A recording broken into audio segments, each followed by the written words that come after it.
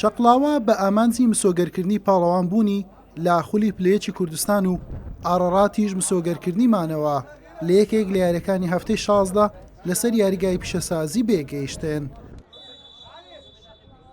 ئارڕات لەم دەرفەتە تەواو نزیک بوو لە تۆمارکردنی گۆڵ لە ناوەڕاستی نیوە یەکەم بربەستی یەکسانیشکە ئەکبەر ئافاقی ئێرانی بە ئەسیستی ڕەشاد فاضل گۆڵی یەکەمی بۆ شەقڵاوە تۆمار کرد.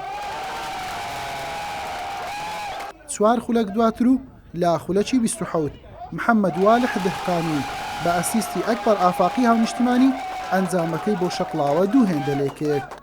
دوو خولەک دواتر شەوکەت محەممەد جیاوازیەکەی بۆ گۆڵێک کەم کردەوە بە تۆمارکردنی گۆڵ یەکەم بۆ ئارڕات. کۆمەڵێک دەرفەتی دیکە بە تۆمارکردنی گۆڵ هەبوو بەڵام نیوە یەکەم هەر بەم ئەنجامە کۆتایی هات.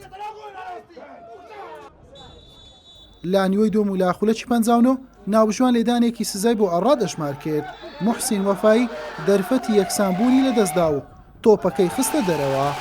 لا خولەکی 69 حەسەن یاسین لە ئەڕات بە کارتی سوور کرایە دەرەوە. ئەکبەر ئافاقی دەرفەتی گۆڵی سێمیشی بۆ شەقڵاوە لە پێش بوو ستون بووە بربەست. ئەڕات لا خولەکی 92 بە گۆڵی دووەم و یەکسانی گەیشت. شەوکەت محەممەد تۆماری کرد. یاریش هەر بەم یەکسانیە کۆتایی هات.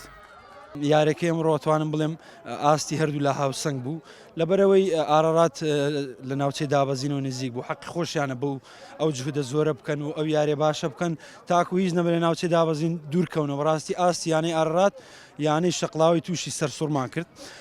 بەهەرحاڵ ئێمە یەکەم بووین پێش کۆتای هاتنی وادەی خولی نایبی کوردستان.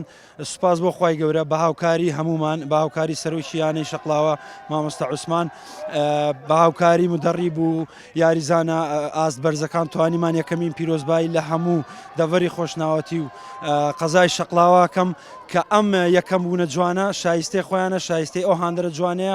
هیوادارم لە ئاست ئەو متمانەیە بین کە ئەوان بە ئێمەیان هەبووە. بەنسبەت یاریەکەی ئەوڕۆمان ئەلحەمدوللا یاریەکە بۆ هەردوولا زۆر زەحمەت بوو. برنەوەی ئێمە لە یاریەکە مانەوەمان بوو لە خولی پلەیەک و برنەوەی یانەی شەقڵاوەش یەکلایکردنەوەی نازناوەکە بوو و ئەلحەمدوللا هەردوو گلاش یاریەکی باشمان پێشکەش کرد. ئێمە توانیمان بە یاریزانێکی کەمەوە لە خولەکانی کۆتایی گۆلی تعادل بینەوە. بەم شێوەیە شەقڵاوە هەفتەیەک بەر لە کۆتایی هاتنی خولەکە بە کۆکردنەوەی 34 خاڵ بووە پاڵەوانی خولی پلەیەکی کوردستان. ئەڕەڕاتیش بە 17 خاڵ لە خانەی 11 ڕیزبەندی دێت و مانەوەی لە خولەکە مسۆگەر کرد. حوسێن محەممەد کەناڵی پێیام هەولێر.